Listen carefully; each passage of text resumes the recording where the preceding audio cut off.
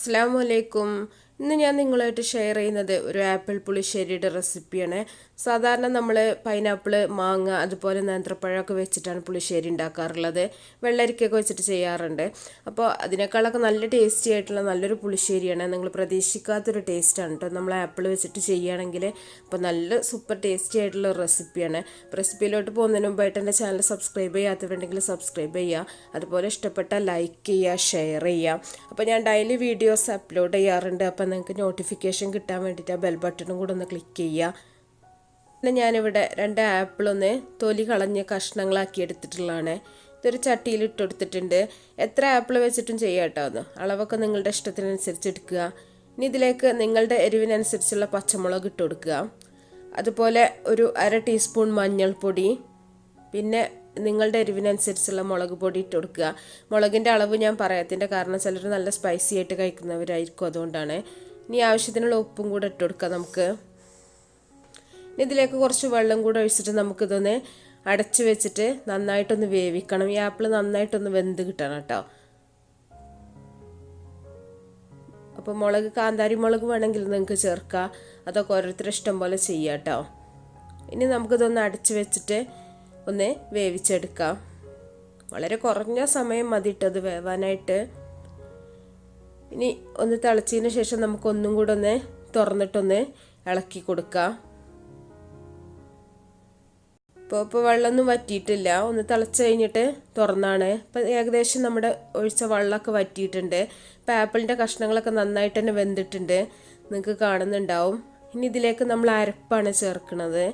അപ്പോൾ അരപ്പ് എന്ന് പറഞ്ഞിട്ടുണ്ടെങ്കിൽ ഞാൻ ഒരു കപ്പോളം ഉണ്ടാവും തേങ്ങ ചിരകിയത്, അതുപോലെ ഒരു 3 അല്ലി ചെറിയ ഉള്ളി, ഒരു 1/2 ടീസ്പൂൺ നല്ല ജീരകം കേട്ടോ, ചെറിയ ജീരകം, അതും കൂടെ കുറച്ച് വെള്ളം കൂടെ ഒഴിച്ചിട്ട് നന്നായിട്ട് അരച്ച് പേസ്റ്റാക്കി എടുത്തിട്ടുള്ളതാണ്.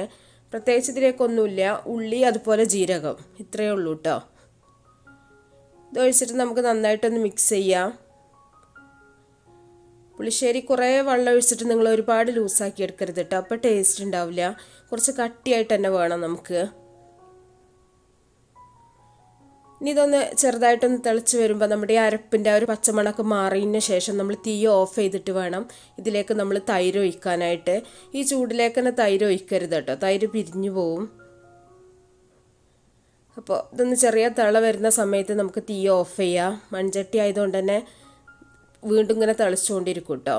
അപ്പോൾ ഒരു 3 ടേബിൾ സ്പൂൺ തൈരാണ് ഞാൻ ഇതിലേക്ക് ചേർത്തിട്ടുള്ളത്. ഒരു മീഡിയം പുളിപ്പുള്ള തൈരാണ്. അപ്പോൾ തീ ഓഫ് ചെയ്തതിന് ശേഷമാണ് ഞാൻ തൈര് ചേർത്തത്. തൈര് ചേർത്തിട്ട് നമുക്ക് നന്നായിട്ട് തന്നെ ഇതൊന്ന് മിക്സ് ചെയ്യാം കേട്ടോ. അപ്പോൾ നിങ്ങൾ തൈര് ഒഴിക്കുന്ന സമയത്ത് ഒരിക്കലും തീ കത്തിച്ച് വെച്ചിട്ട് തൈര് ഒഴിക്കരുത്. ഈ ചട്ടീൻ്റെ ചൂട് കിടന്നിട്ട് തന്നെ തൈര് വേവാവും കേട്ടോ. അപ്പോൾ ഈ സമയത്ത് നിങ്ങൾ ഉപ്പൊക്കെ ഉണ്ടോയെന്ന് ചെക്ക് ചെയ്യുക. ഇനി ഇതിലേക്ക് നമുക്ക് താളിച്ച് ഒഴിക്കുക. കുറച്ച് വെളിച്ചെണ്ണ ഒഴിച്ചിട്ട് കടുക് പൊട്ടുന്ന സമയത്ത് കുറച്ച് ഉലുവ ഇട്ട് കൊടുക്കുക. ഉലുവ ഒരുപാട് ഇടരുത് കേട്ടോ, കുറച്ചിട്ടാൽ മതി. ഇതിലേക്ക് ചെറിയ ഉള്ളി അരിഞ്ഞതും കൂടെ ചേർത്തിട്ട്, പിന്നെ അതുപോലെ കറിവേപ്പില എൻ്റെ അടുത്ത് ഇല്ലാത്തതുകൊണ്ടാണ് ഇടാത്ത, കറിവേപ്പിലയും കൂടെ ഇടുക കേട്ടോ, അപ്പോൾ നല്ല ടേസ്റ്റ് ആയിരിക്കും. പിന്നെ ഉണക്കമുളക്, ഇത്രയും നമ്മൾ സാധാരണ കടുക് താളിക്കുന്ന പോലെ തന്നെ. ഇപ്പോൾ ഉള്ളിക്കൊക്കെ വില കൂടുതലാണ്, അപ്പോൾ നിങ്ങൾ ഉള്ളി ഇല്ലാണ്ട് വേണമെങ്കിലും നിങ്ങൾക്ക് താളിച്ച് വയ്ക്കാം കേട്ടോ. കടുക്, ഉലുവ, കറിവേപ്പില, മുളക് അങ്ങനെ ഇട്ടാൽ മതി. ഇതൊന്ന് മൂത്ത് വരുന്ന സമയത്ത് നമുക്ക് ഉണക്കമുളകും കൂടെ ചേർത്തിട്ട് നമ്മുടെ പുളിശ്ശേരിയിലേക്ക് ഒഴിച്ചു കൊടുക്കാം. അപ്പോൾ ഇതിൻ്റെ കൂടെ വേണമെങ്കിൽ നിങ്ങൾക്ക് മുളക് പൊടിയും കൂടെ ചേർത്തിട്ട് താളിച്ച് വയ്ക്കാം കേട്ടോ, അപ്പോൾ നല്ലൊരു കളറൊക്കെ കിട്ടും. അതൊക്കെ ഓരോരുത്തരുടെ ഇഷ്ടം പോലെ ചെയ്താൽ മതി. ഇനി താളിച്ച് ഒഴിച്ചതിന് ശേഷം നമ്മളൊന്ന് അടച്ച് വെക്കുകയാണെങ്കിൽ ആ സ്മെല് പുറത്ത് പോകാണ്ടിരിക്കും കേട്ടോ. അപ്പോൾ കറിവേപ്പിലേൻ്റെ ഒരു കുറവുണ്ട്. ഞാൻ നോക്കുന്ന സമയത്ത് കറിവേപ്പില വാടിയിട്ടുണ്ട് കേട്ടോ, അതാണ് ഞാൻ ഇടാഞ്ഞത്.